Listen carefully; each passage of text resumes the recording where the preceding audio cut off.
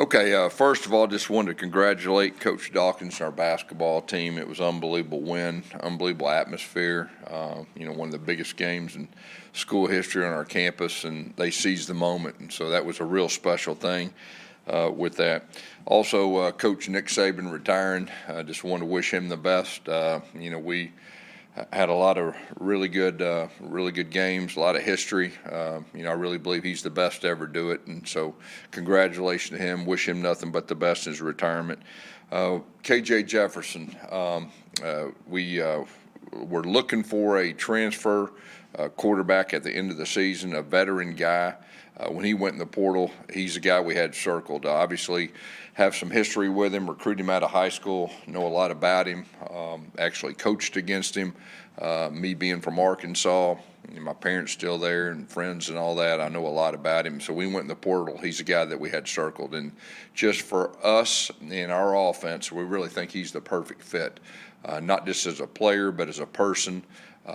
He's used to winning. He's really the perfect guy for us. So I'll let him talk to you here in just a minute. I'd like to thank everyone that's helped us with the kingdom. In this day and age of college football, that's really one of the keys to recruiting and maybe the biggest key. And thank all of the people that have helped us with that and encourage you to continue that. That's going to be really, really important, not just now, but moving forward. SJ2, he's doing a super job with his leadership and everything that goes with it. Also want to give a shout out to the legendary John Heisler that is retiring. It's been, in his profession, he's the Nick Saban in his profession. And we were fortunate enough to have him, I guess, for 5 years. I'm fortunate enough to, work with him the last 3. I believe his last day is tomorrow. So just really want to give him a shout out. And we've got a jersey for him. So John, come on up here and we'll. Yeah. Yeah, congratulations. All right, let's go ahead and smile right here. All right. Got it? All right. Okay. All right, there you go. Thank you. Okay, all right. Go ahead and open up for questions. Yeah, just got to reflect more on Landon KJ. I know, transfer portal opens, you recruit quarterbacks, yeah. Pretty experienced quarterback. KJ was a little bit of a late entry into the portal, but if you look back at the experience, are you happy maybe you didn't land some of his early ones? Because it looks like he really got one of the top prizes in the portal. No, we hit a home run. We hit a home run with that. He's the guy that, when things, we were going to go after a veteran guy, and I made that crystal clear early on. And there was rumors that he was going to go in the portal and all that. And, of course, it just worked out when he went in. I mean, we full court pressed him, and he already knew, and so we were waiting, and it worked out, and so we're very excited. When you look at his stats, how much does 36 career starts stand out in your consideration? Yeah. Well, he knows how to win. He not only knows how to win, what really stood out to me is in big games with the game on the line, he made play after play after play to help them win in overtime, and just and like I said, me being from Arkansas and everything that goes with it, I know a lot about him. Watched him play a whole lot of football. Know a lot of people that know him. So we got the perfect guy for our offense, really, and for our program at this time.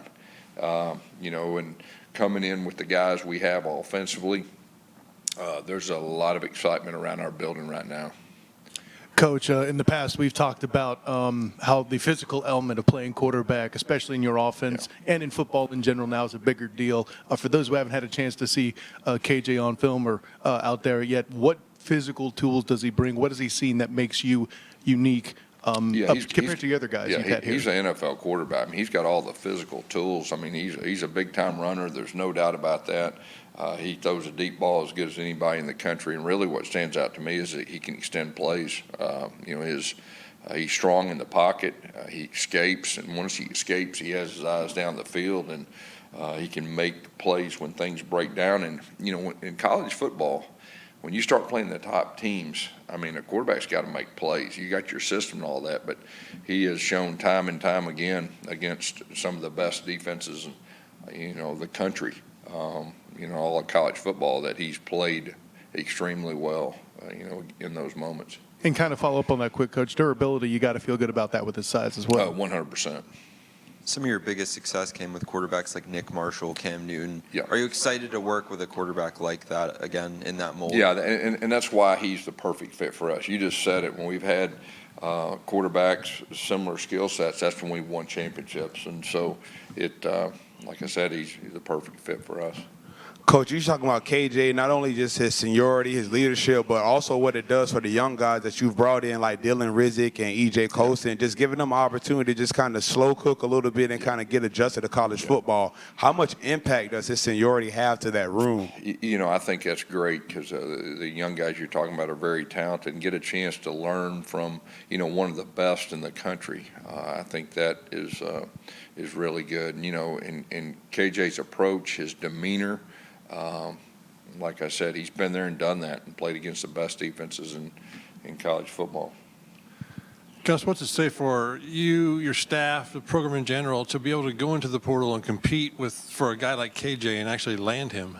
Yeah, I mean, it says a lot about UCF and where we're at right now in college football and the landscape. And, so we're real excited. It takes everybody, and it's been a process to get this point, to go to the Big 12 and then get to the point where we are now. It's all coming together, and it's a real exciting time. You got a lot of weapons on offense coming back. Like, how important was that just for maybe those guys recruiting KJ and for those guys to decide to stay and maybe not go pro because they know a guy like KJ is coming in? Yeah, I think it's real important. And the thing, you get a guy like KJ, I mean, he's recognized around the country. I mean, and great players want to play with great players. So even on the defensive side, it's helped us recruit. And, we're putting together a really good portal class right now. We're not done yet. We'll see into next week what that looks like, but we're in really good shape right now to add some more really good pieces to the puzzle, to get ready for spring. In the past, you've talked about the learning curve that goes with the portal. What adjustments do you think you and your staff have made going into this season? Yeah, everybody's learning. There's no doubt. It was great that we were able to go through last year, but this year is different than any time before. Just with not just the timing, but the NIL collectives. They opened up the window that it wasn't just one-time transfers. Anybody can transfer. What was it, 3 weeks ago? So it's just one of those deals that you adjust, and it's day by day, and so that's really what we've done. We're a school that is used to adjusting. I do think that helps. We kept the majority of our players, which I think is very important. So there's a lot of good things happening right now. Coach, that kind of leads nicely into my next question here, too. Since you got here, you kind of leaned into the new world with the transfer portal. I think we could look up the quote still about, your mom's even on Facebook. We're looking for new stuff with the Twitter handles on the jerseys and all of that. Right. How much do you think that's rendered dividends now? And what's some of the stuff you feel like you've done then that's helped do things like land KJ? Yeah, even before I got here, this was a great destination for transfers. And they had great success. So that really helped us when we got here. And, transfers have come in here and had great success. Our atmosphere, our team really welcomes transfers. That's rare too. So this is a great destination, and I think it helps us with this new age of college football. And and my mom's still on Facebook too. Yeah, I'm glad you brought that up. I guess at this point, are you only talking about KJ Jefferson today in terms of this incoming transfer class? So we're still going to finish, another week or so to finish this class. And then next week, once everything's finalized, we'll have another one. We got some outstanding players. And like I said, we're not done yet. And so we'll have one hopefully in the next 10 days, 14 days, and that'll be good. But there's been a lot of talk about just how crazy the calendar is after the season. You got to worry about portal, early signing day, bowl games. Yeah. What would you do to kind of lessen the load in December? Like, it seems like you can't even enjoy the holidays because you got to worry about recruiting. Yeah, obviously that's a really hard question to answer right now. I mean, there's so many things that needs to be changed, in my opinion. This year was very challenging. You're going to the bowl site. You've got signing day. You're also trying to hold on to your players in the portal. You're trying to recruit other players in the portal. And just everything that goes with that, with roster management and recruiting, it's a challenge. There's no doubt. But like I said, you got to adapt. And I'm just taking it day by day and week by week, to be honest with you. But after we get done with this portal window and we get going in a routine, in January, I'll be better off to answer that question. So are you more of a promoter though, of moving maybe early signing day to the late summer? I know I've heard Yeah, that's I'd something be all that's been for talked that. about. No, I'd be all for that, and I'm gonna bet the majority of the coaches would be all for that. Earlier, that way you can coach your season. You can focus on your players, keeping your players, retaining them, and then figuring out, within what portal or anything that goes with that. Just building a roster, that's probably the big thing. Coach, obviously with the winter window, you also have staff turnover. You announced Lee Davis as a recruiting on-campus recruiting coordinator yesterday. What does she add to your staff? Yeah, she's one of the best in the business of what she does, and just brings a professional. She's been in the SEC and been in some big programs, and just evaluating everything we do to try to take everything off the field to a new level. So very excited to have her, and she's well respected. I know our staff is extremely excited to add her to what we're doing.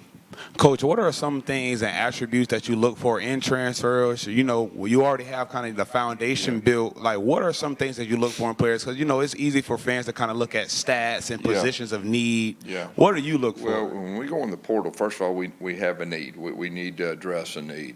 And they need to be able to play. Probably the biggest challenge is very important to me who we bring in, our culture, bringing the right type people. The challenge is that used to, with a high school player or junior college, you'd have a year and a half to develop a relationship. A lot of times it's 48 hours, and you've got to do your best as far as the person they are and just bringing in. And that's a challenge, I think, for everybody. But, you have to have a need, first of all, and can they play? I mean, you turn on the film and, I always tell our staff, I want to recruit players that my wife could come in here and turn the film on and say, yep, he can play. All right, so that's what we're looking for. And, we've done a good job of that for the most part, but that is a challenge, I think, for everybody, making very, very important decisions in sometimes a 48-hour window. Coach, you got several transfers already known, and I wonder if you can comment on a couple of local guys, Josiah Pierre, Goldie Lawrence. Yeah, so I'm going to wait until I get to next week, probably 7-10 days out, when we put that whole class together, and I'm going to be ready to talk about all that. Well, it's about watching film and wanting a player that your wife can point out and say that's a player. What about KJ? Is there any specific highlight that you watched in the last month when you were recruiting him that kind of stands out to you, if something he did in a game or something? I mean, there was about 10 of them, I think, but Christy did. She approved. All right, so she could watch it, and she's been keeping up with him a long time. No, I mean, there's a couple plays that stand out. They're playing purple team, whatever, first game. What team was that? Yeah, West Carolina. Guy hits him right in the grill. He turns, didn't even bother him, and he just flicked it out there. I think they were playing Alabama. The corner comes free and was hanging on him. He just flipped him off, and then he threw it down the field and all that. So I don't know. There's about 10 of them. And he knows a thing or two about Florida University. Yeah, he's played pretty well against them, so that helps too. Okay, that good? All right.